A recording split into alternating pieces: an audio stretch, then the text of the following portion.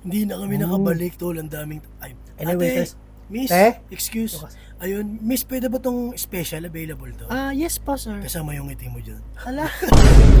Hindi, seryoso. Pasensya ka na tayo, bulero talaga Tsaka yan. hinahanap ko kasi yung pangalan mo dito sa menu kasi nagkikrave ako sa'yo. Kanina pa. Ano na muna natin Tol. yung sa may kabilang. Tol.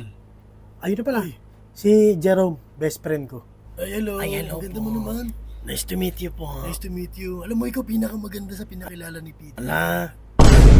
Paano naman sinabi niya? Mga bolero pala kayo. Ang ganda mo ha, nagulat talaga ako. Baka kung hindi nga siya nanliligaw sa'yo, ako manliligaw sa'yo.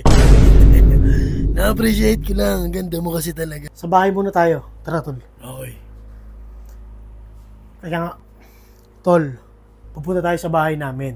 Oh, Wala yung mama ko doon, wala yung ate ko, yung lola ko nandun. Baka pwede naman, pre, wag mo nalandiin yung lola ko. grabe ka naman, tol. Hindi naman ako ganon. Sobra ka naman, tol. Pero Para alam mo, kilala kita eh, lahat nilalandi mo, cashier, yung kanina yung girlfriend ko. Tol, iba Siyempre, naman. pati lola ko gaganunin mo rin. May iba yun. Kaya ako ginawa yun. Binuboost kasi kita sa girlfriend mo para maganda yung mga kunyari kinikwento mo sa akin tungkol sa kanya.